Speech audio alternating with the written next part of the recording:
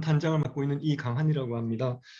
오늘 저희 2021년도 한국학진흥사업 국내 사업 부분을 설명드리게 되어서 대단히 기쁘게 생각합니다. 지금 제 목소리는 들리실 것으로 알고요. 지금 오디오 문제 때문에 잠깐 지금 참여해 주신 모든 분들 소거가 되어 있습니다. 제가 한 30분 조금 넘게 사업 설명을 드리고 바로 이어서 문답 시간을 가질 예정인데 그때 제가 이제 말씀을 드리면 밑에 손들기 기능이 있습니다. 그거를 클릭해 주시면 이쪽에 참가자분들 중에 표시가 되니까 그때 제가 성함을 부르고 음소거 해체 요청을 할 테니까 그때 동의를 해주시면은 음소거가 되시면서 질문을 해주실 수가 있습니다. 그때 제가 질문에 대한 답변을 드릴 수 있도록 하겠습니다. 예, 먼저 오늘 바쁘신 와중에 접속해 주셔서 굉장히 기쁘고 감사드립니다.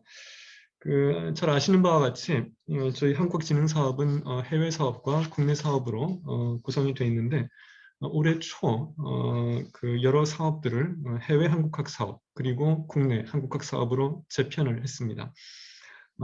그 중에서 이제 오늘은 국내 한국학 사업을 설명드리게 될 것인데 총 신규 과제가 발주될 사업에 한해서 총 3개 사업에 대해 설명을 드리도록 하겠습니다.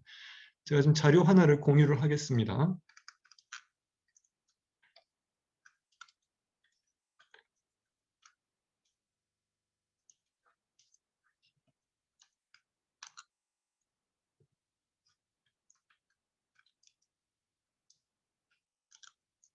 예, 이 자료를 보면서 설명드리도록 하겠습니다.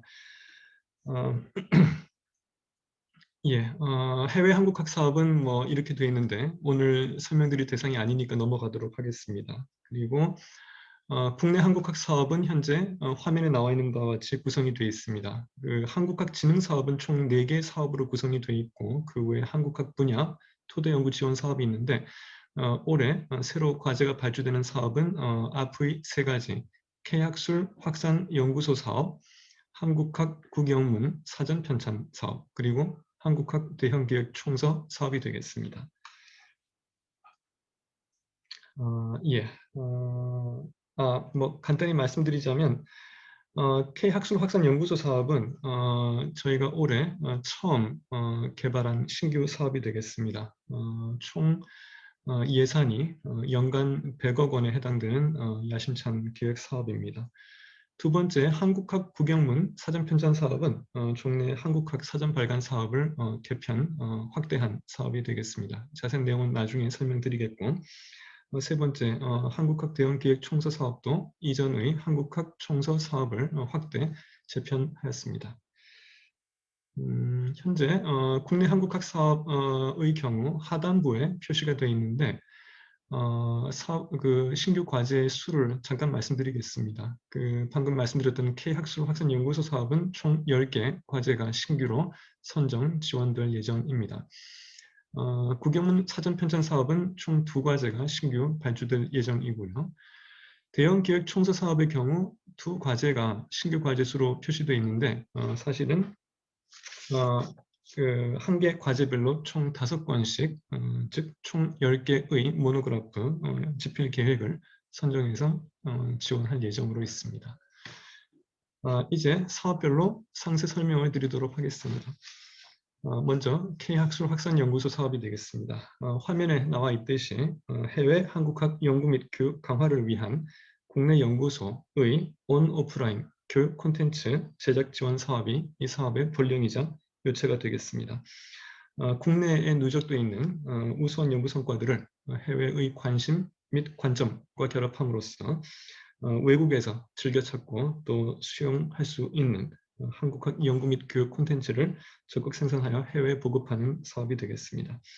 가까이 있는 해외 한국학 연구 및 교육을 적극 지원하고 멀게는 한류에 꽂힌 세계인들의 관심을 한국의 모든 것에 대한 관심으로 적극 끌어들이는 데 기여할 사업으로 기대하고 있습니다. 총 10개 팀을 선정할 예정인데요. 모집 영역은 표에 나와 있는 바와 같이 5 영역이 되겠습니다. 역사와 민속, 어문과 문화, 철학과 종교, 예술, 그리고 정치, 외교와 경제, 사회 총 5개 영역에 걸쳐 영역별로 2과제 내외를 선정할 계획입니다. 선정된 연구소는 총 10개가 될 예정이며 한 연구소에 연간 10억 원씩 5년간 50억 원이 지원될 예정입니다. 응모하신 모든 연구소 또는 연구팀들은 어느 한 영역에만 신청하셔야 되고 영역별로 2개 내외 연구소 선정 예정인 건 말씀드렸습니다. 한편 어느 한 영역에 신청하셨다고 해서 제작하신 모든 콘텐츠들이 그 신청하신 영역의 틀 안에만 갇힐 필요는 전혀 없습니다. 그에 대해서는 이후 다시 말씀을 드리겠습니다. 이 과제의 과제 관련해서는 연구진 구성이 매우 중요합니다. 그래서 조금 시간을 들여 설명드리도록 하겠습니다. 연구 책임자, 공동연구원, 전임 연구 인력으로 연구진이 구성이 되는 것은 다른 과제와 같습니다. 다만 이 과제 수행을 위해 연구진에 포함되든 또는 더 넓은 의미의 연구팀에 포함되든 반드시 포함되셔야 될 인력들이 계십니다. 우선 그 구분을 보시게 되면 위에 영상 프로젝트 제작 전문가 분들이 있습니다.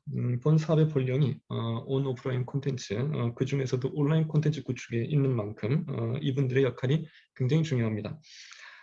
일반 연구자들께서는 학문적 자질은 우수하시지만 공급자가 아닌 수요자 입장에서 수용성을 극대화하는 콘텐츠 제작에는 상대적으로 덜 익숙하실 수 있습니다. 이에 영상 프로젝트 제작 전문가 분들의 참여가 연구소의 과제 수행, 더 나아가서 이 사업의 성공적인 결실에 큰 관건이 됩니다. 해당 인력은 전임 연구 인력으로 참여하셔서 연구진을 상주하며 콘텐츠 기획 첫 단계부터 중요 역할을 수행하셔도 좋고 당사자 여건에 따라서 공동연구원 또는 연구진 밖의 전문가로 참여하셔도 됩니다. 두 번째로 온라인 교육 콘텐츠 설계 전문가들이 계십니다. 이 사업에서는 온라인 강의와 관련해서 동영상을 제작할 뿐만 아니라 그 외의 학습 인정 시간을 설계를 하셔야 됩니다. 그 설계를 위해 참여하실 전문가분들이신데 퀴즈, 토론, 시험 보고서 등 동영상 주제와 관련된 기타 학습 요소 또한 해외, 한국학 교육 및 연구, 진행에 필수 불가결하기 때문에 이렇게 모시는 것을 의무사항으로 만들었습니다. 세 번째, 해외 한국학 교육 전문가의 경우는 국내 한국학 이 사업이 국내 한국학 사업이지만 동시에 해외 한국학 진흥과도 깊은 상관성을 지니고 있기 때문에 역시 모셔야 되는 분이 되겠습니다. 다만 국내 한국학 전문가들 중에서도 해외 한국학 관련 연구들을 하시기 때문에 이 부분은 별도로 필수 인력으로 모시기보다는 참여를 권장드리는 인력으로 적시하였습니다. 네 번째, 번역자입니다. 동영상의 자막 제작이나 영문 연구서 발간 등의 중요 역할을 수행해 주셔야 할 분들이고요. 외부 전문가를 모셔도 괜찮고 또는 연구팀에서 생성하는 각종 콘텐츠들이 좀 더 일관된 톤과 언어로 번역되는 것이 중요하다는 점을 감안해서 연구진으로 참여하셔도 가능합니다. 마지막으로 온라인 콘텐츠 전문가 분이신데요. 연구팀에서 제작되는 모든 콘텐츠들이 내용 감수를 거쳐야 되기 때문에 모실 것을 적었습니다. 엄정한 내용 감수를 위해 연구팀과 무관한 인력이 내용 감수자로 모셔져도 괜찮지만 연구팀의 기획 의도를 충실히 이해하고 또 연구팀 내용에 대해 일관된 관점에서 감수를 제공하시는 것도 좋을 것 같아서 연구진 내에서 내용 감수를 맡으셔도 무방합니다. 다음 페이지로 가겠습니다. 예, 연구진 구성 관련해서 좀 유의하셔야 될 점들이 많이 있습니다. 조금 지루하시더라도 제가 간단하게 말씀을 드리고 넘어가도록 하겠습니다. 연구진의 수입니다. 일단 연구진은 연구 책임자를 포함해서 공동연구자 10분 내외, 전임 연구 인력 5분 내외 등 총 15명 내외로 구성하실 것을 권장하고 있습니다. 예산이 다른 과제에 비해 매우 크기 때문이기도 하지만 또 그 외부 전문가들을 모시기보다 내부에서 수미 상관된 기획과 수행에 주력하시는 것도 의미가 있을 것 같아서 연구진의 규모를 좀 크게 구성하실 것을 권장하고 있습니다. 연구진은 뭐 2 이상 잡으셔도 괜찮고요. 예, 그리고 연구진의 규모가 큰 만큼 이 모든 연구진들이 5년 내내 가실 수 없을 수도 있습니다. 콘텐츠의 다양한 관점과 식견이 반영되는 것이 좋으므로 연구팀 사정에 따라 일부 연도별로 변경하시는 것도 가능하겠습니다. 지금 두 번째 필수 참여 인력과 세 번째 권장 참여 인력은 방금 말씀드렸으니 넘어가도록 하겠습니다. 네 번째입니다. 연구진을 구성하실 때 사실 연구팀이 연구소가 지원한 영역의 주 전공자들 이외에도 다른 영역의 전공자들을 더해서 연구진을 구성하시는 것은 얼마든지 가능합니다.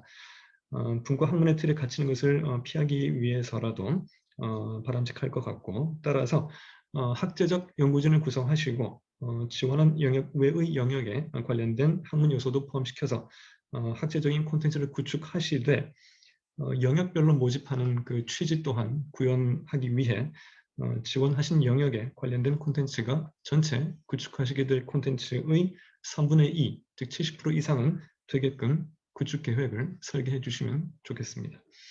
다섯 번째, 이 사업의 성공에 해외 연구자들의 참여가 중요하다는 점을 강조하는 부분입니다. 해외 연구자들을 통해서 해외의 관점과 시각 그리고 해외의 관심이 국내의 콘텐츠에 녹아들어서 완성된 콘텐츠의 해외 수용도가 높아질 것으로 생각이 됩니다. 현재 연구 책임자, 공동연구원, 전임 연구 인력으로 구성되는 연구진의 5분의 1 이상, 20% 이상으로 해외 연구자 분을 모시는 것을 의무사항으로 설정했습니다. 그리고 그 여섯 번째 부분인데요. 밑에서 네 번째 부분입니다. 연구 전반 코디네이션 기능 강화 부분인데요. 아까 반드시 모셔야 될 필수 전문가 분들과 관련해서 이제 당분 말씀을 드린다면, 이분들은 뭐 연구자들이 구상한 영상을 단순하게 촬영하고 편집하거나 연구자들이 기획한 온라인 강의안을 뭐 사후 추인하거나 코멘트를 다시는 분들이 아니고 일반 연구자들이 결여하기 쉬운 소비적 위주의 마인드로 콘텐츠 제작 방향을 잡아주실 길라잡이 역할을 해주셔야 됩니다. 그래서 이분들이 처음부터 연구 책임자와 공동연구진, 전임연구인력 사이에서 코디네이션을 적극 수행하셔야 되므로 이분들의 역할을 연구계획서에 상세히 적어주실 것을 주문드립니다. 그 다음에 이제 밑에 콘텐츠 감수자가 반드시 포함되어야 된다는 부분 말씀드렸으니 넘어가도록 하고요. 그 외에 제일 마지막에 컨소시엄 구성은 일단 저희가 이번 접수에서 받지 않음을 말씀드리는 것으로 연구진 구성 설명을 마치겠습니다. 예, 그리고 그 다음 가장 중요한 부분이 이제 지원에 따른 의무가 되겠습니다. 그 예산 규모가 커서 지금 4쪽에 걸쳐 총 9가지 부분을 최대한 간단하게 말씀을 드리겠습니다. 첫 번째는 K학술 확산연구소 설치 및 운영입니다. 이 부분은 가급적이면 그 연구소 제목도 이것으로 달아주십사는 부분인데, 다만 여러 연구소들이 여건상 연구소 개명이 어려우신 경우들도 있을 거라 생각이 됩니다. 그럴 경우 명칭 변경을 안 하셔도 반드시 기존 연구소 안에 K학술 확산 이라는 용어가 들어간 연구 조직이 별도로 설치, 운영돼야 됩니다. 그 반드시 대내외적으로 이 K학술 확산 연구소 사업의 지원을 받아 운영되는 조직임을 알 수 있는 명칭으로 잡아주시기 바라며, 이 사업을 위해 신규로 개설되는 연구소는 당연히 K학술 확산 연구소 또는 그에 준하는 명칭을 쓰셔야 됨 또한 양지해 주시기 바랍니다. 그리고 기존 연구소에 별도 조직이 만들어지든 새 연구소가 만들어지든 관련 사업 지침과 운영 규정이 함께 구비돼야 되고 정비하신 결과를 1차 연도 보고서 때 같이 내주시면 고맙겠습니다. 두 번째는 백서 발간입니다. 이것은 이 연구소 설립 및 운영 전반에 대한 기록, 해외 연구 동향, 교육 동향, 조사 내용을 담은 백서가 되겠습니다. 연구 기간 종료 때 발간하시면 됩니다. 세 번째가 사실 이 사업에서 가장 중요한 부분입니다. 그 온라인 강좌 및 가이드북 제작 운영입니다. 세부 사항은 신청 요강상의 부침 1번 자료에 있지만 간단하게 말씀을 드린다면, 각 연구소는 1년에 총 10개 강좌를 만드셔야 되고 5년간 50개 강좌를 제작할 의무를 지시게 됩니다. 연간 10개 강좌의 크기는 또는 길이는 총 300시간 이상의 학습 인정 시간을 포함하는 것이라 하는데 총 300시간에는 120시간 이상의 동영상이 포함되어야 됩니다. 그리고 나머지 180시간이 아까 말씀드린 기타 학습 요소 등으로 구성이 되면 되겠습니다. 예, 한 강좌당 그렇다고 말씀드렸기 때문에 한 10강좌가 이제 그렇다고 말씀드렸기 때문에 한 강좌의 동영상 재생 시간은 30시간 내외, 그리고 전체 학습 인정 시간이 30시간 내외, 그 중에서 동영상 재생 시간은 12시간 내외, 그리고 기타 학습 요소로 구성되는 시간이 18시간 내외로 보시면 되겠습니다. 그리고 동영상과 관련해서 함께 수반되어야 되는 것이 강좌별 가이드북입니다. 온라인 강좌의 교환에 해당되는 가이드북인데요.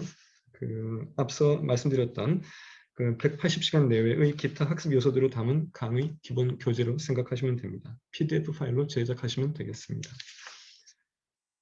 그리고 그 외에 이제 오프라인 과업들이 있습니다.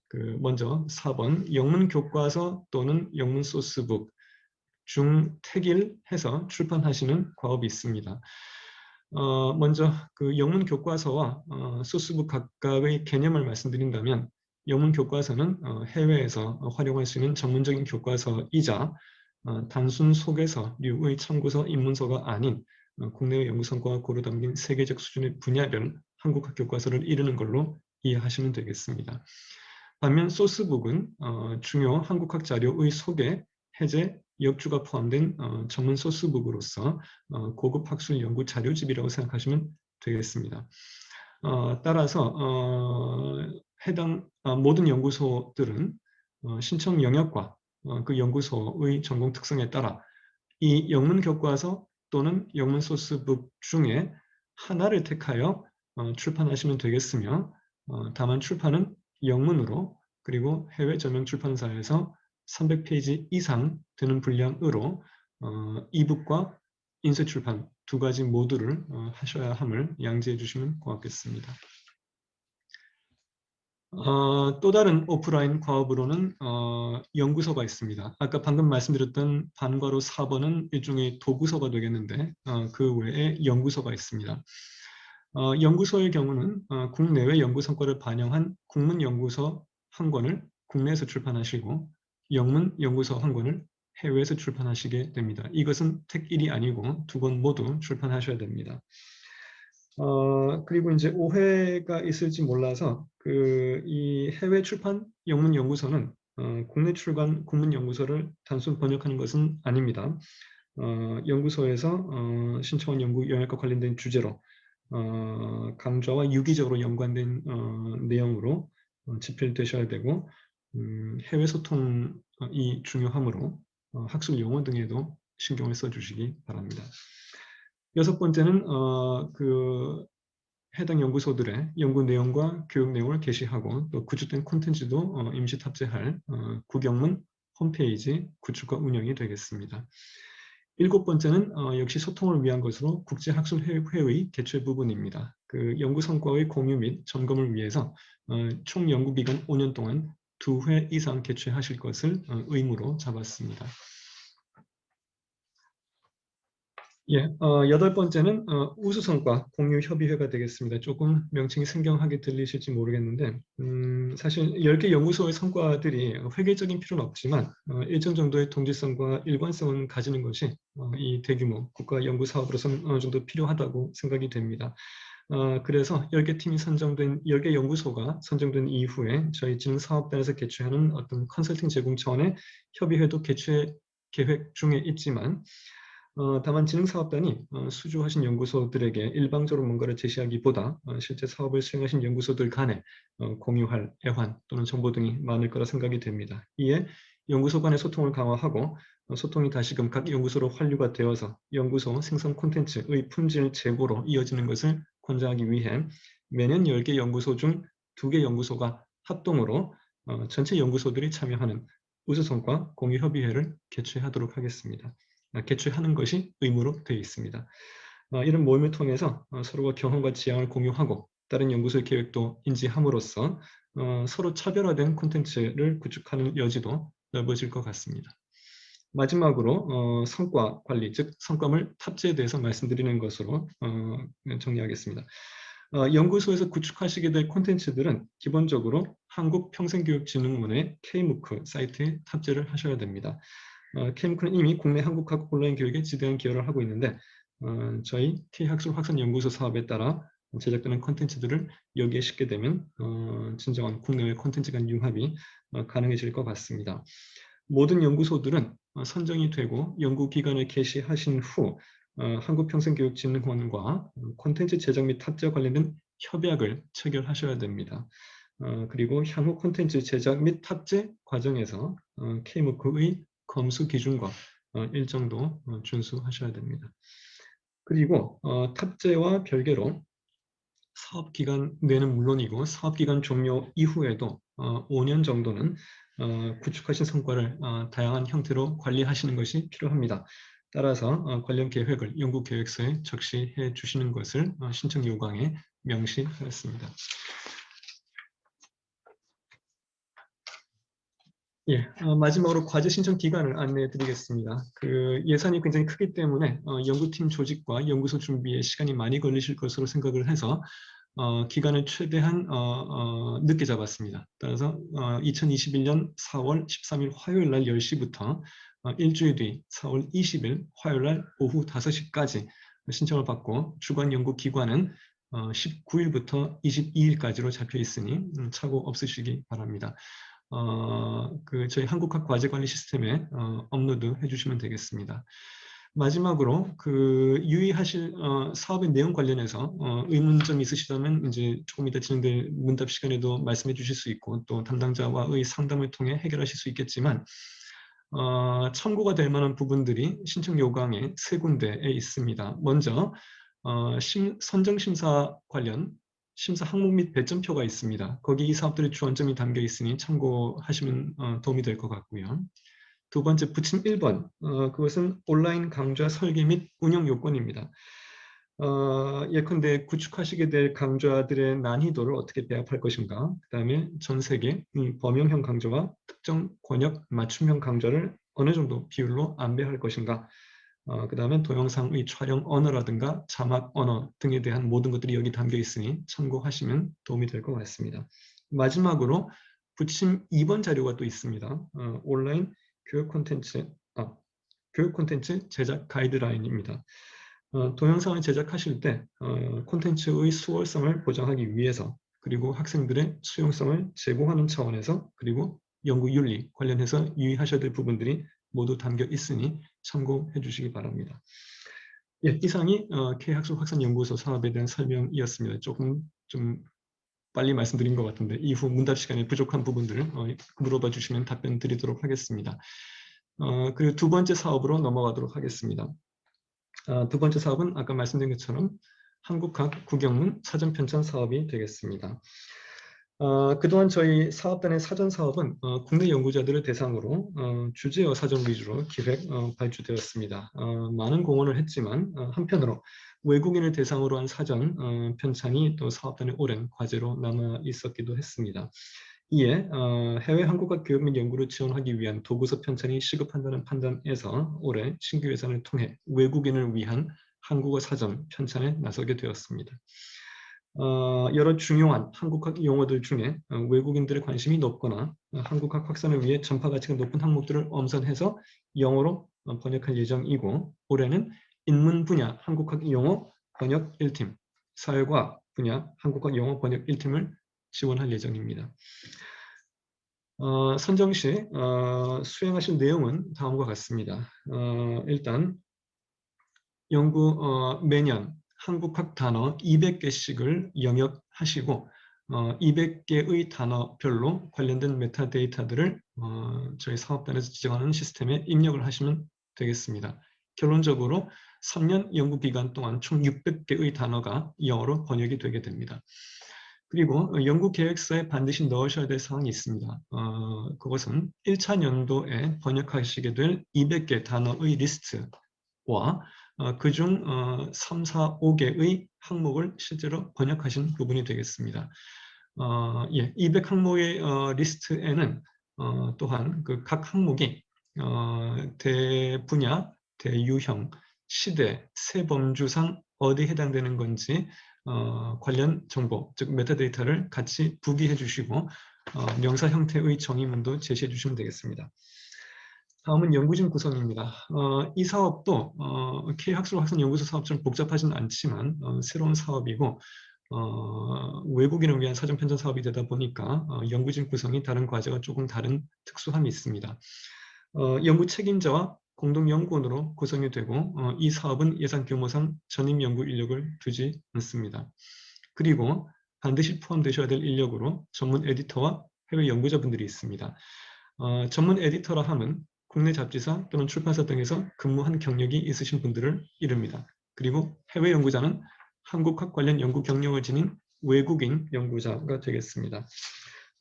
해외 대학에 재직하시는 한국 국적 연구자 또는 한국 태생 연구자께서는 해당되지 않으십니다.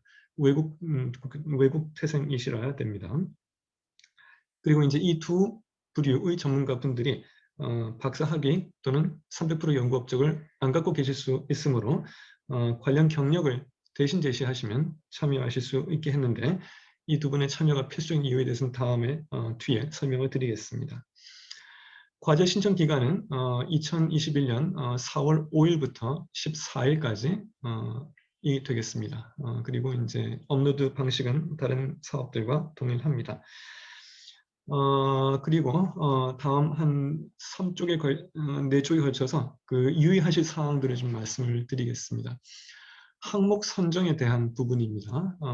사전 항목들은 한국민족문화 대백과 사전 또는 여타 원전 자료 등을 참고해서 추출하시되 해외의 수요와 학문적 필요성을 종합 고려해서 신중하게 선정해 주시기 바랍니다. 그리고 이미 다른 사전에서 흔히 자주 여러 번 영문 번역이 된 항목은 예외적으로 보완해야 될 필요성이 있는 경우를 제외하고는 항목으로 선정하실 수 없게 하려고 합니다. 그리고 사전 편찬 항목 등에 대한 학계의 의견을 청취하는 차원에서 연구기간 중에 학술 세미나를 1회 이상 개최하셔야 되며 개최 내용은 연차 보고서에 적시해 주시면 되겠습니다.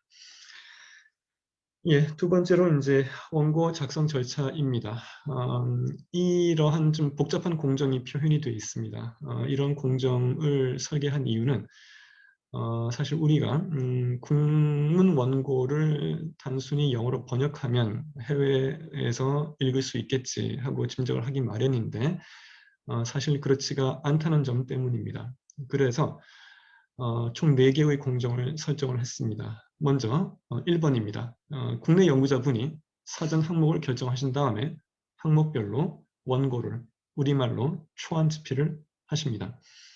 두 번째, 국문 연구자가 전문성을 가지고 집필하신 원고를 국내의 에디터가 외국인이 이해하기 쉽도록 수정 편집을 한 교열 원고를 생성을 합니다.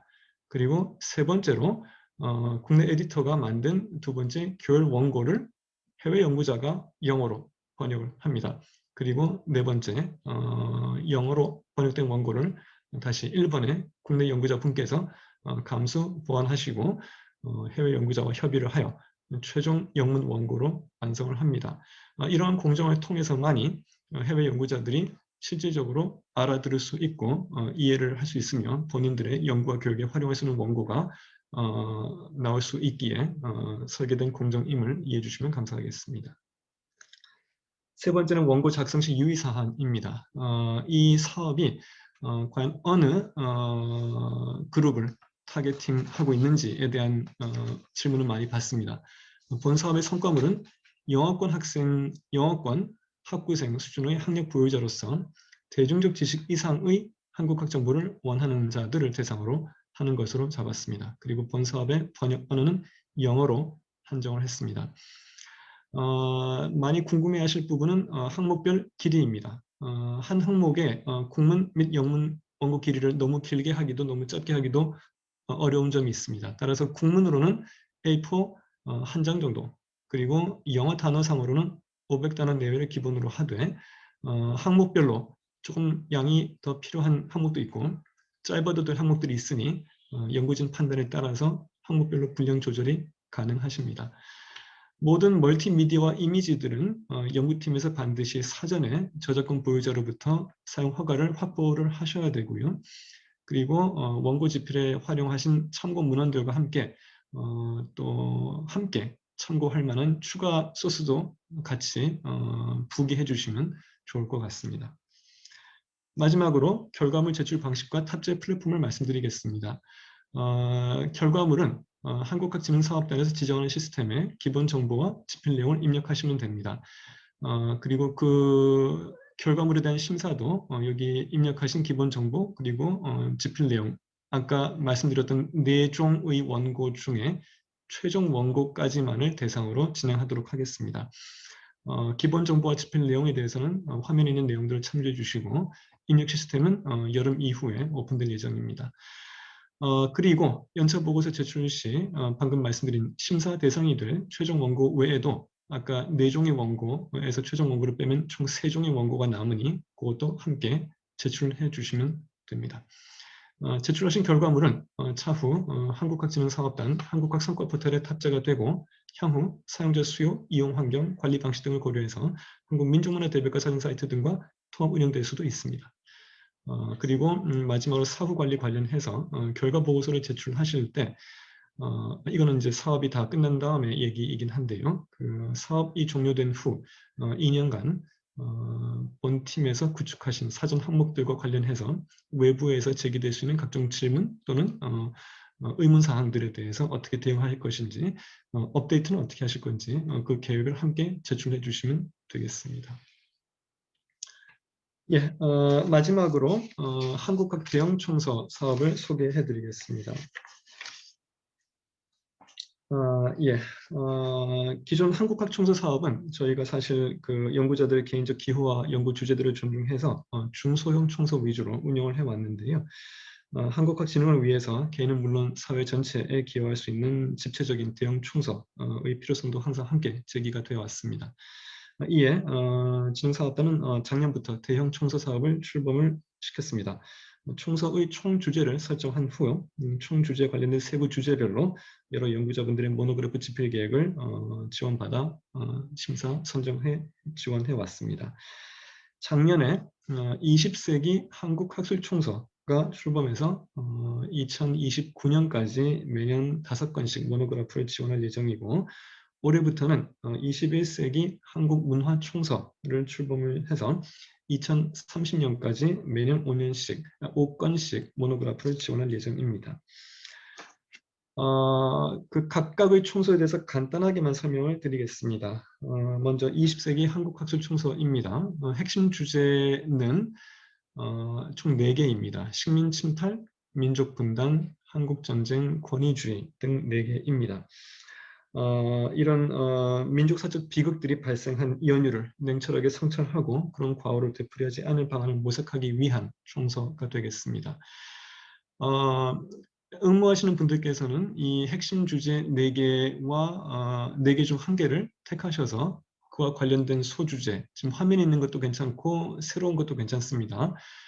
관련 소주제로 연구를 진행하시면 되겠습니다. 그리고 이제 사실 좀 분과적인 연구 또는 개설적인 기술은 가급적 피하시기 바랍니다. 어떤 융합적인 연구, 거시적인 학제적인 연구들을 많이 모시려 하고 있기 때문입니다. 화면 밑에는 기존에 지원된 주제들이 있으니 참조해 주시기 바랍니다. 그리고 두 번째, 21세기 한국문화총서에 대해서 잠깐 설명을 드리겠습니다. 사실 한국 문화라는 것이 개념이 굉장히 애매합니다. 그러나 또 한편으로 우리 사회의 모든 영역들을 관통하고 또 한데 묶는 굉장히 포괄적이고 망라적인 전체 개념이기도 하지요. 그래서 사실 한국 문화의 시대별 또는 통시대적인 실상을 환기하고 그 고유성과 보편성에 주목하며 한국의 과거 문화를 재구성하는 동시에 현대 한국 사회의 여러 문제들에 대한 해법도 모색하는 그런 총서가 필요하다는 생각에 설계를 했습니다. 다만 좀 추상적인 부분이 없지 않기에 총 10개의 핵심 주제를 설정을 하고 그 안에서 관심 가는 주제와 관련된 소주제로 자유롭게 집필을 하시게 했으니 10개 주제를 참조해 주시면 감사하겠습니다. 예. 총서 관련 의무사항을 간단하게 말씀드리겠습니다. 일단 총서 사업인 만큼 학술 총서를 한 권씩 출판을 하셔야 됩니다. 단독 집필이 원칙이지만 부득이한 경우 2인 공저 가능합니다. 한국어로 300페이지 이상 집필하셔야 되며 기발표 연구 성과가 30% 이상 포함되어서는 안 됨을 양지하여 주시기 바랍니다. 그리고 이 사업 결과물의 내용적 수월성을 보장하기 위해서 감수자를 지정하시게끔 하고 있습니다. 연구계획서에다가 감수자를 적시하시고 감수자분의 참여 동의서를 함께 내어주시기 바랍니다. 감수자 두 분의 감수 의견서도 이후 최종 원고와 함께 제출돼야 되니 유의하여 주시기 바랍니다. 두 번째 의무사항은 논문입니다. 그 책으로만 나오게 되면 발간될 때까지 시간이 많이 걸리고 그 기간 동안에 해당 연구자분의 문제의식이 학계와 공유되는데 지장이 있을 것 같아서 연구 개시 후 2년 이내, 즉 연구기간 이내에 저서의 핵심 논지가 포함된 논문을 연구재단 등재 후보 학술지 이상의 학술지에 게재해 주시면 되겠습니다. 마지막으로 콜로키움을 1회 이상 개최를 하셔야 됩니다.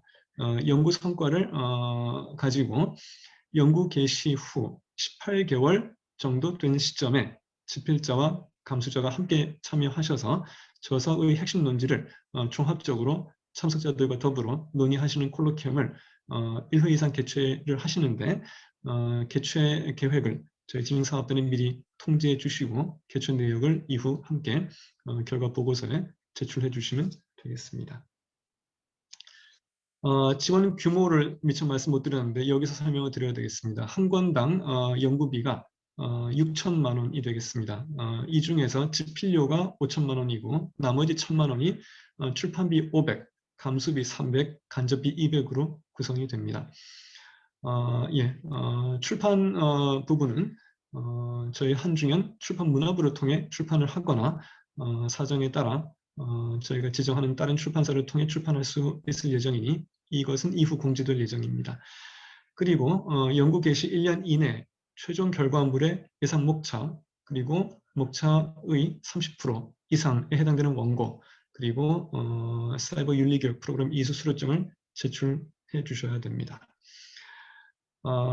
그 외 나머지 부분들은 말씀드린 것이고 연구기간 종료 후 2년 이내 결과물 출판이 되면 결과 평가가 면제되는 점도 유의해 주시기 바랍니다.